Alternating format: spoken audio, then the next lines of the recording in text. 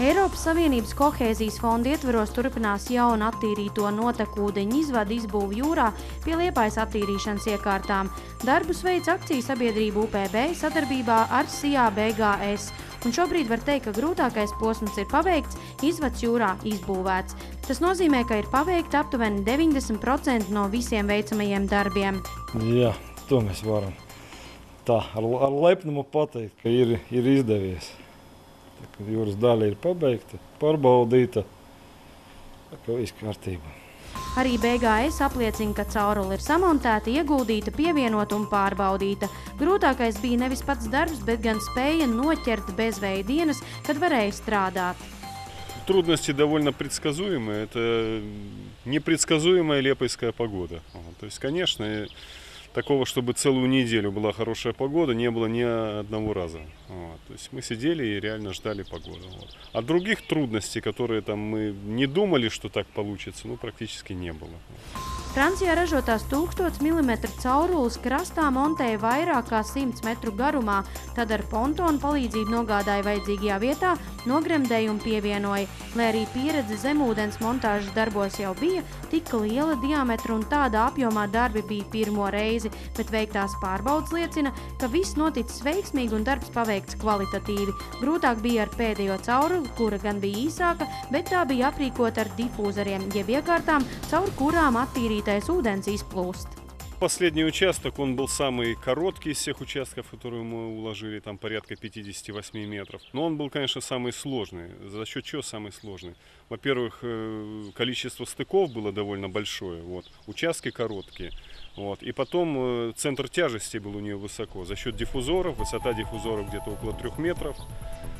И за счет этого, конечно, центр тяжести мог в любой момент сместиться, и она могла просто перевернуться диффузорами вниз. Чтобы такое не случилось, придумали, как привязать разгружающие понтоны.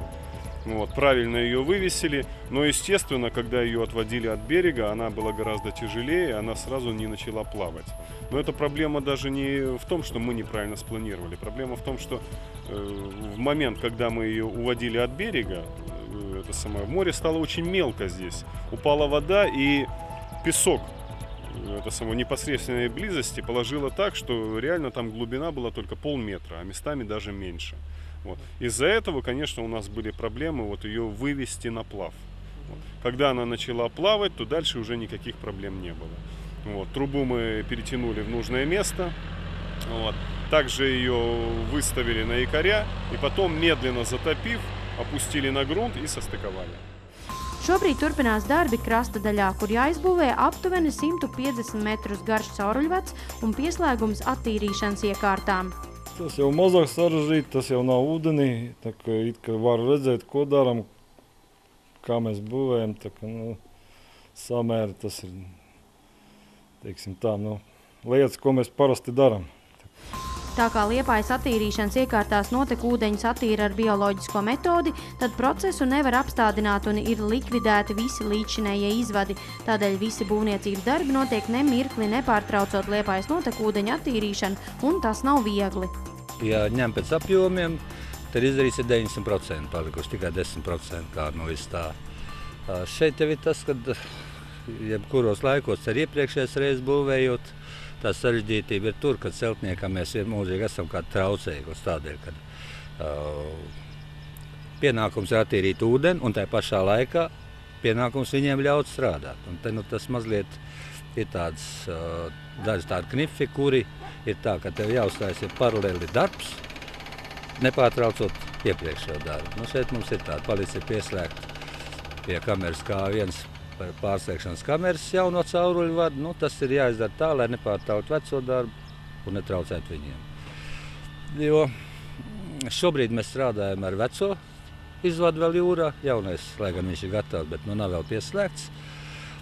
Uztaisam vienu aizvaru jaunu un pieslēdzam pārējos izvadus, pārķerot vecos avārijas izvadus un pārķerot kontaktbaseinu.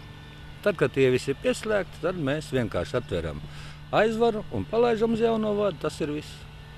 Šobrīd tas ir tas sarežģīti bija arī iepriekšējos gadus, jau, kad mēs strādājam, kad būvējam tieši šito Priekšsatīrīšanas bloku, kur mēs redzam aiz muguras, tad tieši tas pats bija, ka tās ir tās knifi. Nu, un tad ir vajadzīgs tā, ka, lai nebūtu lieli lieti, lai tas sausais periods sanāk, tad ir tā, ka tā pārdegšanas brīdī meklējam tādu nedēļu, kad skatāmies uz laika prognozēm, ko Dievs mums sola.